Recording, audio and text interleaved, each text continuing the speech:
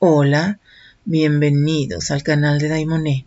Esta noche tenemos una historia sobre la bestia de San Luis Potosí, mejor conocida como la bestia de la Sierra de Labra o el Nahual de Tancanwitz. Esta historia es una adaptación y edición de Cofradía de Brujas de Remy Lavaux. Espero les guste. Comenzamos. Buenos días, tardes o noches.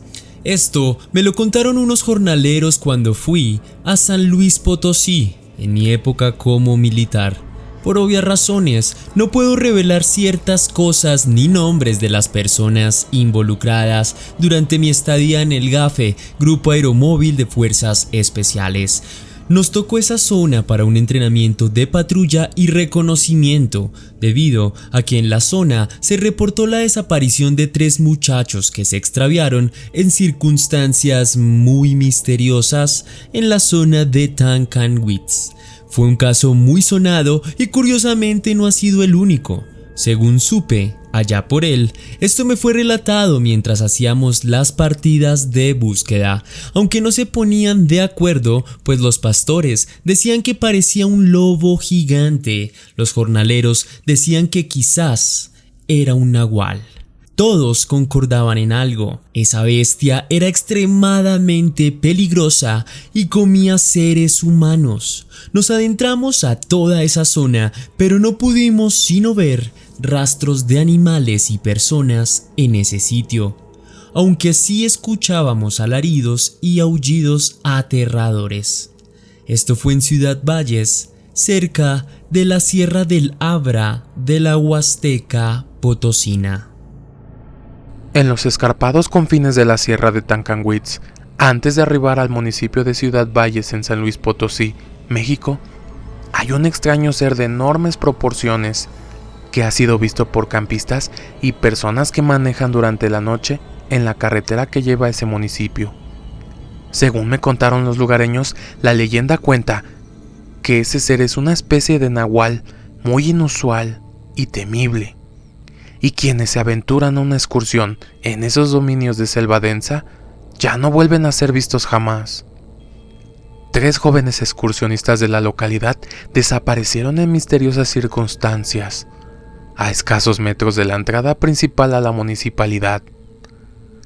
La Subprocuraduría General de Justicia del Estado dio a conocer un video donde lo que se supone que es un ser de aspecto canino muy grande, o un lobo extremadamente grande, fue quien atacó a los muchachos en medio de un claro del bosque, y ya no se supo de ellos.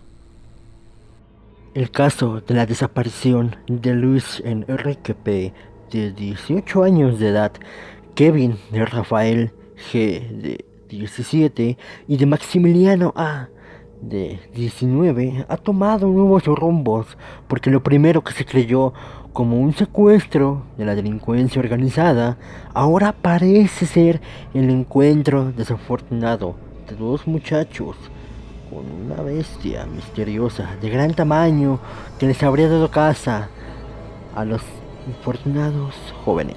Los padres de los desaparecidos han rechazado el video que fue tomado con la cámara, el cual misteriosamente desapareció de la página oficial del citado municipio, y el cual habría tomado Maximiliano sea concluyente sobre el paradero de los jóvenes, y exigieron a las autoridades que realizaran una investigación exhaustiva a una semana de que se reportó la ausencia de los estudiantes universitarios, pues al parecer están desviando la atención hacia este polémico y delicadísimo tema.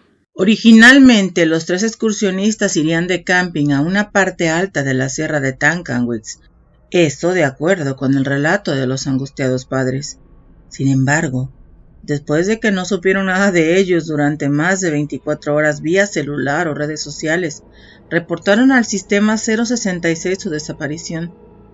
Evidentemente, de inicio se recibió el apoyo de los elementos de la Secretaría de Seguridad Pública del Estado, que ocupaban la patrulla 2234, quienes inspeccionaron junto con personal de Protección Civil de Ciudad Valles la zona donde presuntamente se habrían internado los 3 jóvenes. Luego de 2 horas, unas horas de búsqueda infructuosa por brechas y cañadas agrestes, encontraron la cámara de video de Maximiliano, una mochila totalmente destrozada, así como los rastros de sangre encontrados cerca del lugar.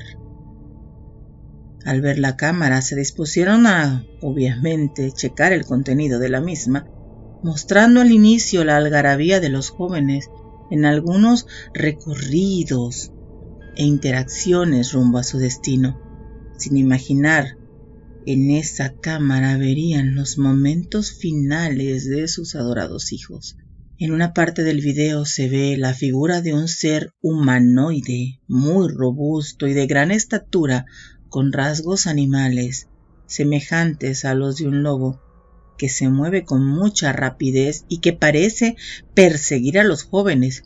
Posteriormente se escuchan alaridos y advertencias de peligro entre las presuntas víctimas, y el video sigue corriendo, pero la cámara ostensiblemente se encuentra tirada en el suelo. Cuando los inquietantes sonidos se acallan, puede escucharse claramente el aullido grave como de lobo, aunque es bien sabido por expertos zoólogos y cazadores que este tipo de fauna no existe en la zona, no existe en esta región del país. Y bueno, según los especialistas en zoología, la zona no tiene realmente una idea clara de qué tipo de criatura se trate, pero los viejos del pueblo afirman muy temerosos que se trata de quien ellos llaman la bestia. No crean que me volví loco, soy escéptico, pero creo en lo que veo, y lo que vi medía más de 2 metros de altura, todo lleno de pelo, como un gorila, pero no caminaba como un gorila, sino como un hombre. Cuando le eché las luces nos miró a mi esposa y a mí, y corrió rápidamente para perderse entre los árboles. Manifestó Juan, habitante de este municipio, quien aseguró haber estado a punto de atropellar con su camioneta a lo que él describió como una especie de hombre que creyó estaba disfrazado con una tela de felpa, o en su caso también pensó que era un extraño ser que atravesaba la cinta asfáltica a las 3 de la madrugada del pasado sábado 21 de septiembre del 2018. El señor está contando con prudencia a los oyentes porque dijo que no quería ser tildado de loco, cuentero o drogado. Primero fue el sustote que me pegó y los reflejos, porque tengo años manejando y cuando ves una figura en el camino, sin pensar frenas, pero lo que estaba ahí no parecía hombre, no parecía nada que yo hubiera visto antes.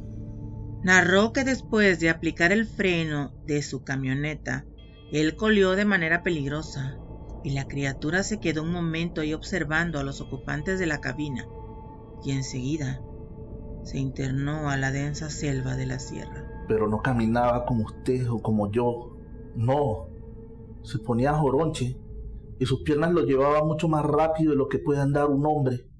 La mera verdad, no sabía qué hacer. Mi mujer comenzó a llorar de miedo.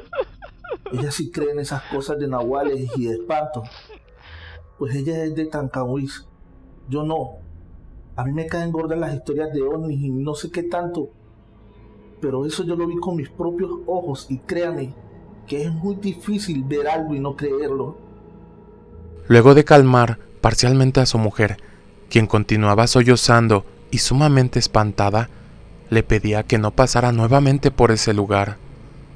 Arrancó a toda velocidad y ninguno de los dos miró hacia el recoveco del bosque, por donde había desaparecido aquel infernal ser. Otro reporte de la bestia es muy extraño. Un ganadero de la región de nombre Francisco M., de 54 años, relató algo al respecto, que ocurrió el miércoles 25 de septiembre del 2018, cerca de la aparición en la carretera, y según sus propias palabras, dijo: Hay un claro del monte, cerca de la entrada principal al pueblo, por donde sale buena caza de venado. Por lo regular, siempre voy a cazar con mi compadre Farías y Manuel, y ya para las 2 de la mañana estamos de regreso. Pero ese día casi no la contamos, mijo. Nos quedamos hasta el amanecer, espalda con espalda, los tres, rogándole al cielo para que no nos comiera el nahual.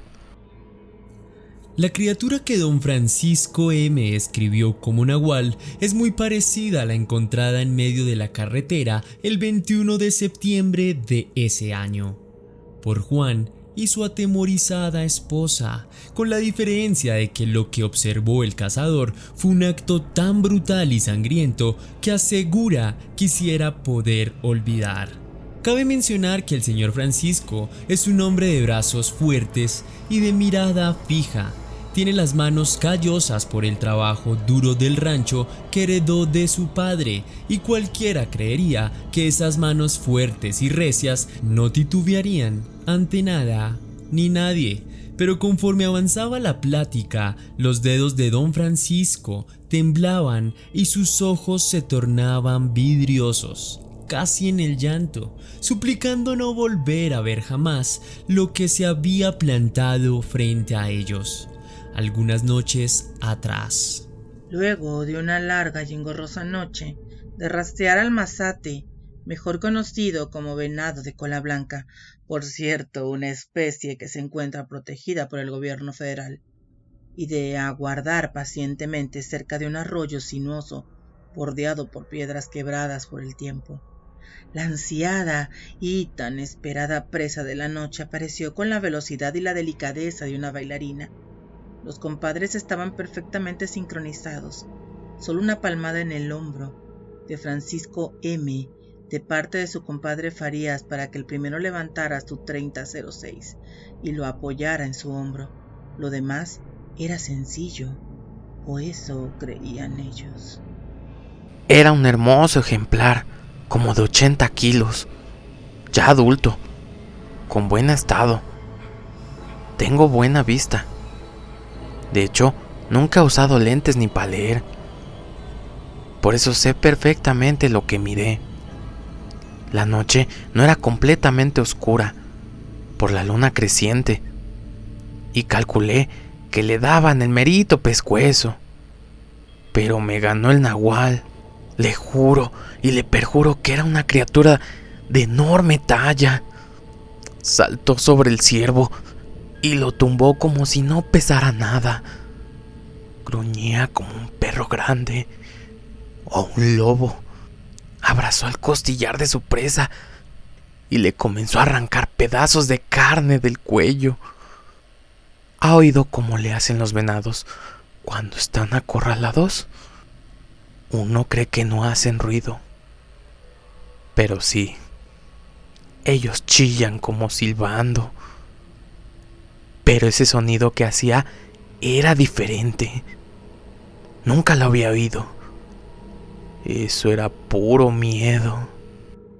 El enorme nahual quedó ensimismado en su comida, destazó y descoyuntó con pura fuerza bruta su venado y lo devoró ante la mirada atónita de los tres cazadores. Si no se hubiera comido al venado, quién sabe cómo nos hubiera ido a nosotros. Pero la tensión apenas comenzaba.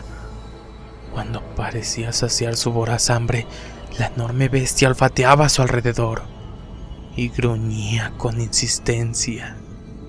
Andó alrededor de nosotros como media hora, olisqueaba y gruñía, pero por alguna razón no se acercaba a los matorrales donde nos habíamos escondido para cazar.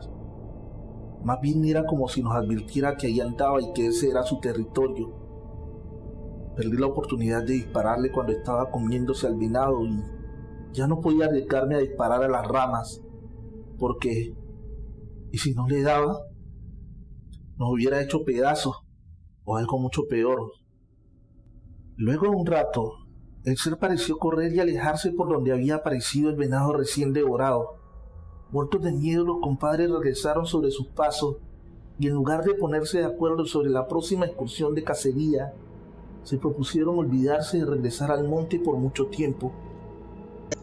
Aunque los avistamientos de la extraña criatura se han incrementado con el transcurso de los días, muchos escépticos han asegurado que todo se trata de narraciones fantasiosas de la gente de Tancanwitz y no de la aparición de un ser real, porque no corresponde a las características de ninguno que comprenda la fauna de la Huasteca Potosina. Mientras tanto, la búsqueda de los 3 campistas continúa y las autoridades han pedido paciencia a los padres de los desaparecidos hasta obtener algún dato, aunque como bien sabemos, por alguna razón, todos estamos aquí aterrorizados y preguntándonos qué pasó, lo que nos hace recordar la extraña y macabra historia del pequeño jornalero. La vida en el campo es muy difícil y el trabajo muy duro y mal pagado, me contaba un señor llamado César, mientras secaba su demacrado rostro quemado por el sol de décadas de trabajo en el jornal. Continuó, es bastante dura la situación en que algunos jornaleros viven en condiciones deplorables y prácticamente en la miseria. Para las personas de bajos recursos, el único trabajo al que pueden aspirar es el unirse a las cuadrillas en la época de zafra, y aunque las condiciones casi rayan en la esclavitud, es lo único que pueden hacer muchas personas en diversos lugares de Huasteca Potosina. Su clima húmedo es ideal para que las plantaciones de caña logren darse, y es precisamente en lo profundo de la sierra que se da mucho de este cultivo. Sin embargo, las condiciones deplorables y el sueldo miserable con las que los trabajadores realizan esta labor es preocupante, pero poco le importa a los gobiernos federales o estatales. Para ellos, desgraciadamente, esta gente no existe. Esta historia en particular sucedió en uno de los muchos campos cañeros en San Luis Potosí, situado en la Sierra de Labra, en las inmediaciones del municipio de Ciudad Valles y San Vicente Tancuayalab. Había un jovencito de 13 años llamado Remigio. Era el hijo menor de una familia de jornaleros que habían trabajado por generaciones esas tierras. Estos emigran en temporadas de cosecha a distintas plantaciones de caña, café o naranja, y a veces se fletaban para cargadores, entre otras cosas. Ese era el primer año en que Remigio iba a trabajar junto con sus hermanos en la caña, quienes desde muy chicos fueron enseñados a realizar la labor. Ahora era su turno, al igual que en el pasado le tocó a su abuelo, su padre y sus hermanos. Apenas había terminado la primaria y contaba con 13 años, la edad suficiente para trabajar y empezar a ayudar a la familia según la manera de pensar de su padre, quien era una persona fría y dura con sus hijos. Aunque el hecho de vivir en pobreza no justificaba que fuera incluso cruel con los muchachos. El día había llegado. Esa fría mañana de noviembre, Remigio se levantó pesadamente. Su sueño era continuar estudiando, pero sabía que no iba a ser posible mientras viviera en esa casa. Almorzó con su familia un escueto plato de frijoles con tortillas y salió junto con sus hermanos a una plaza comunitaria en su pequeño pueblo. Esa tarde llegaría el capataz para el reclutamiento anual de jornaleros. Él quería seguir estudiando, pero su padre fue tajante al negarle su apoyo. O trabajas o te largas de la casa. Así que fue a pararse junto con la manada enloquecida de hombres, jóvenes, viejos y casi niños. Estaban ahí discutiendo para que el capataz eligiera a los más aguerridos. La tarde había caído cuando llegó una camioneta negra que era seguida por unos cuantos camiones destartalados y quedaba pena solo de verlos. De la camioneta salió un hombre grande, sombrerudo, con lentes oscuros, era el capataz. Ese capataz de la hacienda se dirigió hacia las personas que allí esperaban y se comenzaron a dar las condiciones. Luego negociaron y regatearon por algún tiempo. Finalmente llegaron a un acuerdo. Los nuevos estaban a punto de entrar. Esos nuevos ingresos que estaban ilusionados pensando que podían ganarse algo de dinero para su familia, pensando que sería sencillo y muy bien pagado, y otros ya sabían que a la mera hora las cuentas siempre no cuadran y saldrán raspados y debiendo en la tienda de raya, como siempre había pasado. Pero era la única opción de ganar algo de dinero en un lugar alejado de cualquier otro tipo de progreso, así que muchos accedieron a ir. Remigio, obligado por los cabrones de sus hermanos, tomó sus cosas y lo siguió sumamente triste y de mala gana. ¿Qué voy a hacer? Jamás he trabajado. Pero ellos se subieron a un autobús diferente y a él, en muy mala onda, lo treparon a otro. Lo que no sabía era que los vehículos tomarían diferentes caminos, hacia campamentos distintos. Sería más o menos las 2 o 3 de la madrugada cuando el destartalado camión llegó al campamento. En manada, todos descendieron del cacharro. Hombres, ancianos y niños. Empezaron a bajar y se formaron haciendo una fila. En tanto, llegaba el capataz y sus ayudantes. Remigio sintió angustia al verse sin sus hermanos. Él tenía una idea muy diferente de ellos, aunque sabía que él era el rechazado de la familia. Hubo un momento en el que quiso volver a subirse al camión y salir corriendo de ahí, pero lógicamente no lo iban a dejar irse. Estaba en la lista de la zafra, no podía irse, y aunque pudiera, no sabía ni siquiera dónde se encontraba. Su miedo, frustración y resignación se iban acrecentando a medida que los capataces hablaban de cantidades diarias de caña, también de cuánto les pagarían por tanta producción y la jornada más que esclavizante de 12 horas de trabajo forzado, que empezaría a partir de las 7 de la mañana. Por si fuera poco, la comida, el aseo y el alojamiento serían descontados de su pago, o sea, que tendrían que pagar por el derecho de trabajar encima de todo. En cuanto se largó el capataz, todos los jornaleros corrieron en estampida hacia las galeras. Remigio, sin experiencia, pues nadie le había contado qué esperar, quedó con cara de sope mientras veía a todos peleando como cerdos por un elote. Descubrió demasiado tarde que corrían para poder conseguir un catre o una cobija con olor a patas y llena de chinches. Los débiles, los niños y los viejos optaron mejor por ponerse de acuerdo y fabricaron un rudimentario cobertizo con ramas, costales y lazos para protegerse de la lluvia y el frío. Por segunda vez, el pobre chico quedó con cara de sope y con tan mala suerte que las lluvias nocturnas se dejaron venir e inundaron los campos en cuestión de minutos. Muchos otros aprovecharon el techado que cubre el cuarto de herramientas y la única letrina que había para todos, teniendo que soportar no solamente la hediondez, sino los enjambres de moscas y moscos. Remigio, por obvias razones, le tocó lo peor. Desconocía todo eso, maldiciendo su suerte, y resignándose se conformó con unas bolsas de basura y unos costales para cubrirse del frío. A las 5 de la madrugada, toda la tropa salía en desvanada para la hora de bañarse con agua fría y desayunar en el comedor comunitario, en el cual les daría atole y un pedazo de pan francés que seguramente les costaría bastante. El Remigio había pasado mala noche, por lo que se levantó pesadamente y muy tarde. Para cuando llegó al comedor, solo había pedazos de pan duro y atole frío. Terminando, todos los hombres se subieron al camión que los llevaría al campo. Para la zafra había cuotas diarias. El corte del día en base a eso era un sueldo que se recibía por semana.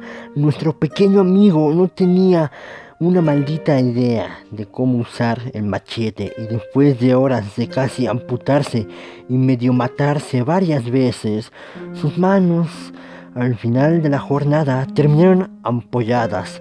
Su sentido infantil le suplicaba que se rindiera. Al final contabilizaron su producto y supo que no cubrió más de la cuarta parte de su cuota, y le exigieron que para el día siguiente tendría que hacer el doble de eso si quería cobrar bien y seguir comiendo. Estaba negro, cubierto de ceniza, aguacates y tierra. Se subió al camión mosqueando en silencio, y por primera vez en su vida pidió al cielo que le diera fuerzas para continuar. Pasó el tiempo y se hizo de amigos de quienes le enseñaron algunas mañas del oficio. Poco a poco consiguió aprender a machetear la caña como un experto, a quemar y a juntarlas para subirlas al camión que por fin las llevaría al ingenio. Se hizo de buenos amigos con los que aprendió muchas cosas que le servirían para hacer mejor el trabajo. Pero jamás terminó de acostumbrarse. En ese tiempo, las lluvias caían casi todos los días, haciendo muy difícil la labor de cosechar. Y por las noches, los truenos y los relámpagos que alumbraban el campamento eran agobiantes y perturbadores. Por ese entonces llegó otra cuadrilla de trabajadores del poblado de San Vicente Tancuayalab. Entre ellos venía un viejito chistoso de aspecto indígena, que enseguida llamó la atención de la tropa, pues era muy sociable y juguetón. Hablaba en lengua tenec y un intento de español algo escaso, pero se daba a entender muy bien. Además, que casi todos ahí hablaban esa lengua indígena propia de la zona. A pesar de ser muy viejo y muy pero muy extraño, el viejito tenía un vigor y una fuerza notables. Casi no hablaba y durante las noches hacía hogueras con hierbas y parecía hacer oraciones mientras se cruzaba la fogata de un lado a otro. A raíz de esto, los hombres comenzaron a llamarle viejo brujo. Y desde luego que hacía brujería. Le decía a todos que era para protegerse de las cosas sobrenaturales que salían en la noche de la sierra y los montes, y que, según decía él, conocía muy bien. Eso hacía que todos estallaran en carcajadas, pero a pesar de todo, lo respetaban mucho porque sabía trabajar la caña como pocos. El viejo se hizo muy amigo de Remigio, incluso charlaban por horas, le daba consejos sobre las mujeres y le contaba historias de sus aventuras sexuales con mujeres durante su juventud. El joven lo respetaba y veía la figura paterna que nunca tuvo y a quien podía contar sus problemas, pues a diferencia de su padre, el viejo escuchaba, le aconsejaba y nunca le hizo un desaire. Por eso ambos se tomaron cariño de padre e hijo. Cuando el primogénito de los amos de la hacienda nació, en el campamento hicieron una gran fiesta para los trabajadores, celebrando el nacimiento del nuevo heredero de aquellas tierras. Por eso mismo hubo una gran fiesta, trajeron mucha comida y bebida. Además, mandaron traer prostitutas de los pueblos vecinos, para complacencia de los hombres. Como eran pocas las mujeres y muchos los hombres, se habilitaron 6 cubículos en los cuales esperarían las mujeres desnudas. 5 minutos era el tiempo máximo, y mientras uno salía, otro entraba para saciar el instinto. El viejo le insistió a Remigio que se acostara con una de esas mujeres. «Ande, chamaco, métase con una de las suripantas», le dijo, pero el joven se negó por la pena que sentía, y tanto el viejo como los hombres se burlaban a carcajadas de él, y comenzaron a beber. Ya entrada la noche empezaron a contar historias acerca de la región, acerca de los terrores que acechan en las noches, nahuales, duendes, brujas, hasta que le tocó el turno al viejito que, en tono serio, les contó acerca de una gran y misteriosa bestia que merodeaba por la Sierra de Labra. Según se trataba de una bestia mitad hombre y mitad animal, que durante mucho tiempo asoló a varios poblados de la región matando ganado y animales de granja sin discriminación. El verdadero problema fue cuando los campesinos guardaban a sus animales en fuertes galerones y se metió a las casas y probó por primera vez la carne humana. Después empezó a cazar primero a los pastores, luego a quien se cruzara en su camino. Le gustó tanto el sabor de la sangre humana que comenzó a matar personas e incluso sacarlas de sus casas para descuartizarlas, buscando saciar su hambre. Durante la luna llena la gente decía que era un nahual o un brujo caníbal convertido en bestia, pero sabían que esa bestia era algo mucho más, que era malvado, que acechaba a las personas durante las épocas en las que las noches duraban más tiempo. La gente que lo había llegado a ver durante los ataques en sus comunidades lo describían como un animal humanoide, el cual contaba con un par de largos cuernos que salían de su cabeza, con garras afiladas y una violencia hacia las personas inimaginable. Dejaba un nauseabundo hedor en el ambiente a perro mojado y excremento rancio, que hacía sentir náuseas y dolores de cabeza. Este ser era de piel negra, con muchos pelos y con unos ojos llameantes y violentos. Si tenías la mala fortuna de toparte con él durante las noches o días lluviosos, cuando la sierra es más pesada y difícil de cruzar, pues la lluvia debilita tu vista y tus sentidos te engañan, era seguro que morirías. Morirías descuartizado y devorado por esa infernal criatura. Todos escuchaban atentos y en silencio la plática del viejo. Algunos se mofaban, dudando de la sobriedad del anciano, pero otros ya habían escuchado por ahí esas historias de pastores y campesinos. Remigio, por su parte, temblaba de miedo y se imaginaba cómo sería encontrarse con esa cosa en la sierra, solo, durante la noche. Así pasó la noche entre historias y tragos, y todos quedaron briagos hasta los codos, hasta que se quedaron dormidos. A la mañana siguiente, una lluvia tan fuerte como pocas veces se había visto en la región, se dejó caer sobre los campos. Aún así, todos tenían que salir a trabajar, con el temor de que a alguien le cayera un rayo, por usar machetes y los azadones para cortar la caña. Afortunadamente, todo transcurrió con calma para el alivio de todos. Y al dar las 7 de la noche, todo estaba completamente oscuro y la lluvia arreciaba. Corrieron todos rápidamente al camión para que los regresara a las barracas, pero al parecer la mala suerte les jugaba chueco esa noche, pues el camión se quedó atascado entre el lodazal y una zanja que se formó por el caudal del agua. Bajaron todos intentando sacar el camión atascado, pero el piso estaba demasiado resbaloso para poder siquiera moverlo, y se estaba hundiendo más. Los rayos y los truenos les hacían más pesado e inquietante la labor, además de que la lluvia parecía empeorar a cada momento. Había que meterle tablas o polines a las llantas para que ya no se hundieran y pudiera salir del bache. Ahora la idea era mandar a alguien por los palos para el camión. Alguien tendría que regresar corriendo hasta la zafra para sacarlos de la bodega de herramientas. La única bronca era que ninguno de los miedosos quería ir, menos solo durante la lluvia en la oscuridad hasta allá. Al final lo echaron a la suerte sacando baraja, y por desgracia le tocó al salado de Remigio ir por los maderos. El viejito notó la cara de susto, angustia y miedo del muchacho y se ofreció a ir con él. «Vamos, chamaco, estará fácil», dijo el anciano.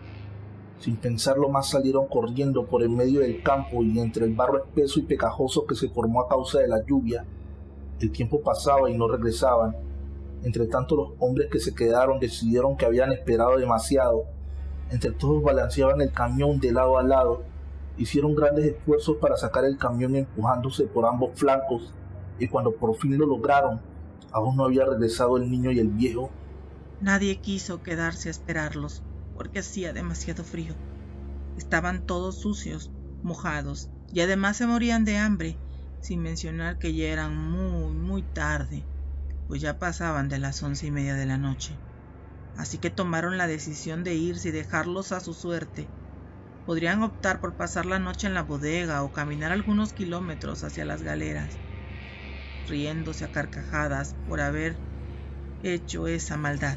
Partieron rumbo a la comodidad de sus camas y la comida caliente que les esperaba.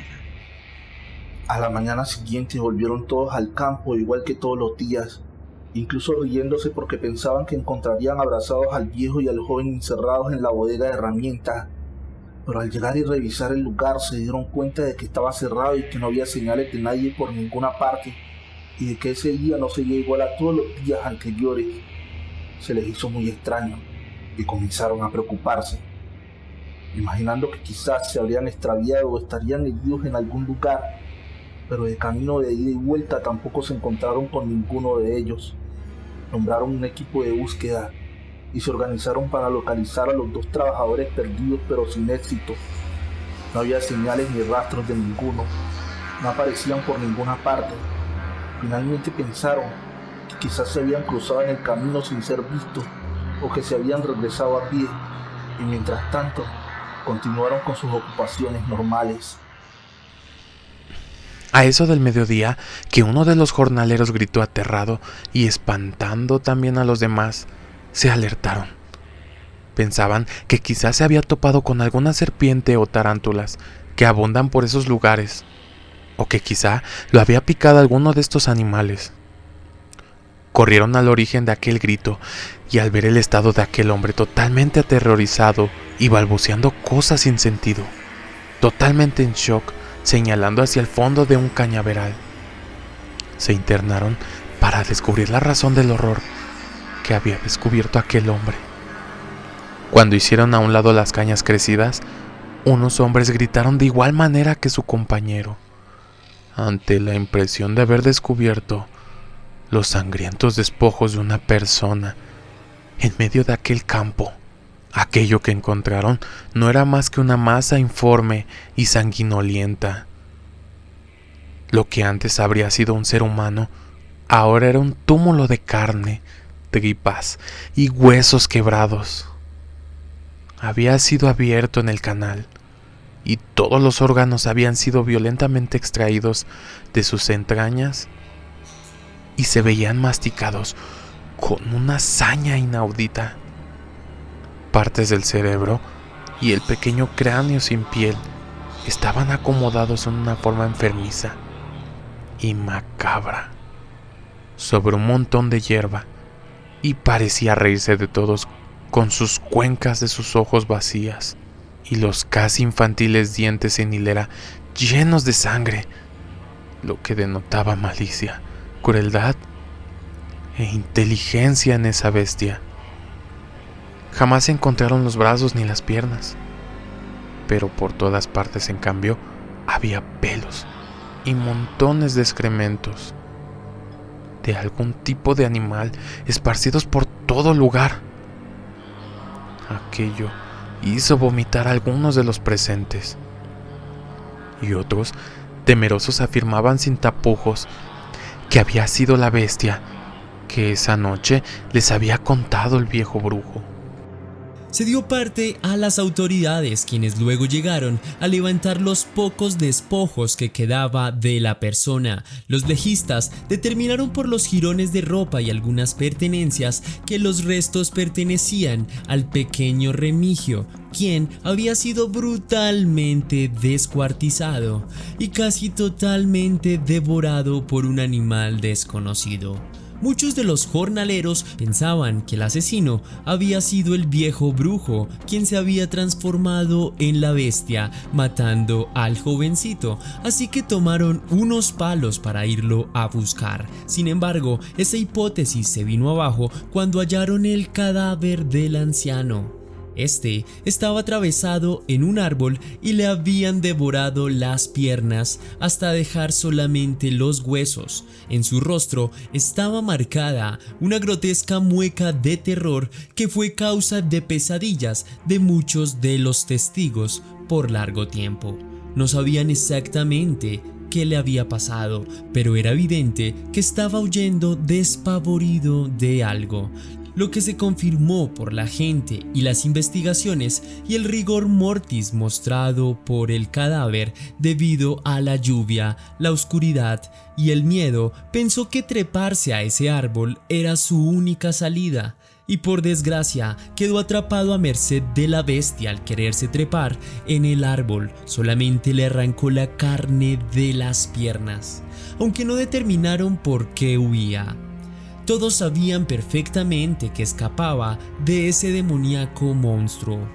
El miedo y el terror comenzaron a revelarse entre los jornaleros, quienes empezaron a abandonar los campos en desbandada. Aquellos que decidieron quedarse finalmente también optaron por irse, dejando totalmente desierto el campamento a causa de la deserción masiva. Incluso los amos contrataron a cazadores, brujos y chamanes para encontrar a la bestia, o al menos dar la impresión de que se estaba haciendo algo al respecto. Pero la psicosis colectiva llegó hasta los poblados vecinos. La gente se encerraba desde muy temprano y durante las épocas de lluvia mejor no salían de sus casas.